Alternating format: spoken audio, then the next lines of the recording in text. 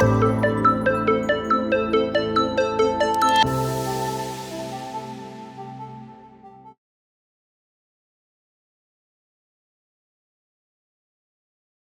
Dr. Brian Kaufman, a retired family doctor and a CLL patient myself, co-founder, chief medical officer, executive vice president of the nonprofit CLL Society here at ASH 2024.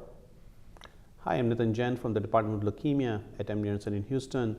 I'm a clinician and I treat patients with CLL and also do clinical trials with drugs, new drugs or combination of other drugs for patients with CLL. Dr. Jain, there's a lot of interesting combinations happening, and whether the best combinations are 2 drugs or 3 drugs, doublets, triplets, we don't know.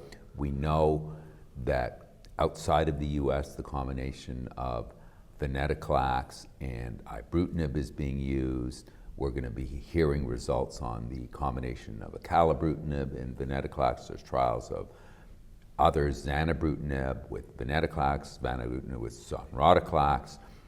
We know that venetoclax and obinutuzumab is a very effective therapy, but the new part of this is pirtobrutinib, right, which right now is a drug that's reserved or FDA approved after people have failed venetoclax in a first-line BTK inhibitor. Right.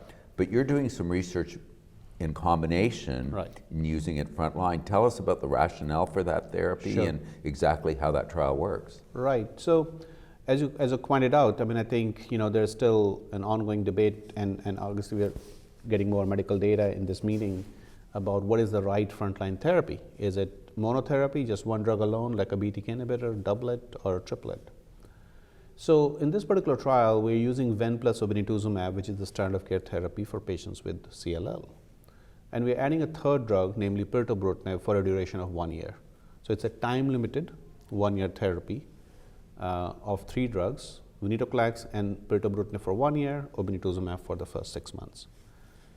And the real reason to do that was that we know that pirtobrutinib works for patients who are resistant to ibrutinib, acalabrutinib, or zanubrutinib.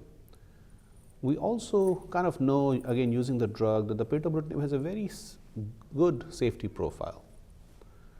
So we argue that if pirtobrutinib really works for these patients in relapsed refractory setting, or patients who are resistant to previous drugs, so it's a really good drug. It also appears to be very safe.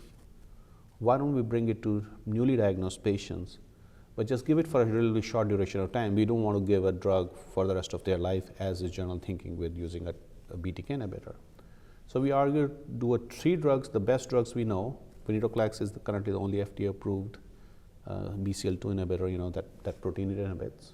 Obinutuzumab, which is the infusion, and then pirtobrutinib we add for 1-year duration. So we have treated about 80 patients at MD Anderson in the last 1.5 years. The trial started in February of 2023. And these are patients who are newly diagnosed patients with CLL who needed treatment. So this is the first treatment for their CLL. As I mentioned, patients start in the first month with the pirtobrutinib and obinutuzumab, and then second month they start the venetoclax. And the reason to do that is to knock down the amount of CLL, because the venetoclax can cause tumor lysis syndrome by killing off the CLL too fast. Correct. And if there's less CLL, it's much safer. Exactly. And in fact, in our study, we looked at, so TLS, tumor lysis syndrome for venetoclax, there's a specific categorization. We do low risk, medium risk, or high risk.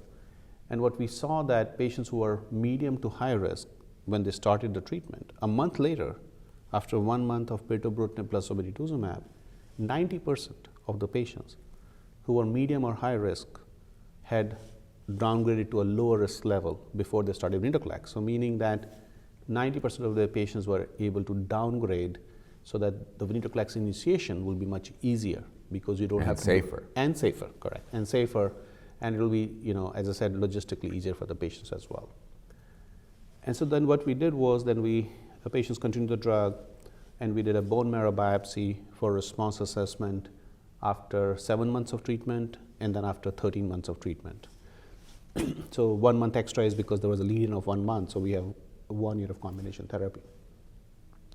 And what we saw was that the rates of so-called, what is called, MRD remission, So MRD stands for measurable residual disease. It's a very low level of disease. So we checked that in the blood as well as the bone marrow. And we used a next generation sequencing assay which can go up to 1 in a 1 million cancer cells. So the standard way in CLL is to do flow cytometry, which can pick up one cancer cell in 10,000 normal cells. With this new assay, which is actually an FDA approved assay now, it can pick up one cancer cell in 1 million normal cells. So we use that assay in both the blood and the bone marrow. And I think what we have seen is that there's a very high rates of remission at 1 in 1 million level, which we in CLL medical term we call it MRD6, which is 1 in 1 million 10 to the power minus 6 sensitivity. So at 1 year mark, 85% of the patients in the blood and 80% in the bone marrow were 10 to the power minus 6 negative or 1 in 1 million negative. That's impressive. Which is actually a very, very high rates of exactly remission. So I think so so that was kind of obviously we're very happy about to see that the depth of remission is very high and majority of the patients are achieving that. And the toxicity, when you do 3 drugs together, the main toxicity is, and even if you do 2 drugs together, well, the main toxicity is low neutrophil count, and also some patients with low platelet count. But the low neutrophil count is the main toxicity, which we saw in about 60% of the patients. And other studies looking at 3 drugs or 2 drugs, the toxicity has ranged from 30 to 55, 60% range as well. So that's the main toxicity. So when you're using this drug regimen, many times you have to hold the drug because their neutrophil count is low. We may have to give them growth factor support, which is an injection to boost up the white blood cell count. Sometimes we have to decrease the dose of the drugs.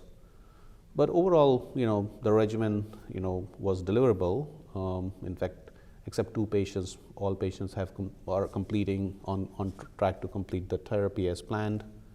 And again, these are the, so overall, we want to now see how these patients do long term. Right.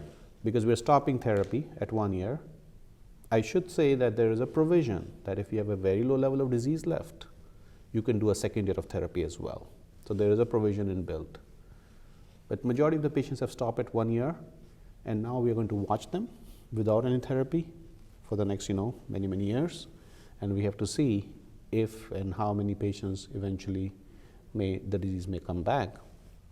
And during this follow-up, long-term follow-up, every 3 months for the first year and then every 6 months thereafter, we're checking this next generation MRD in the blood so that we can have a hint, pick up early time point of when the disease may start to come back.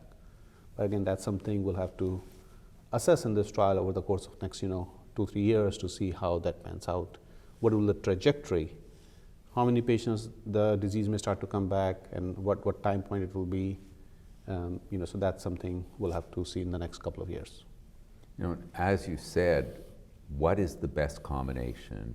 How many drugs? What are those drugs? What's the best time frame? All of this is still in flux. We're still trying to figure this out, but this is very exciting, and those results are extremely positive. Right. I also like your point that response rates are great, but it's the durability of response that we really care about. But we also know, at least with other combinations, if you reach undetectable measurable residual disease, that portends for a very durable response in most patients. Right.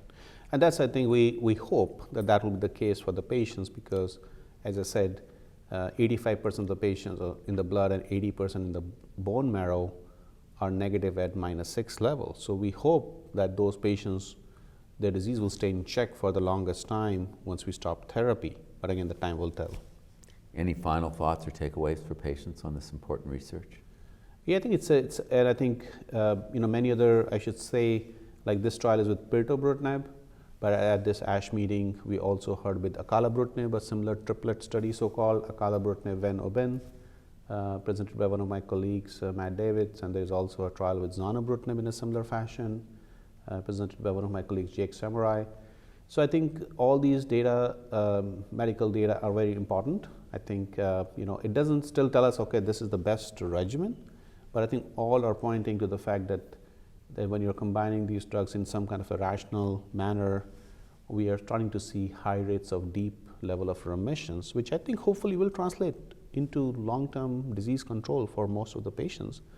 But again, we'll have to see how things pan out in the next few years as we follow these patients longer.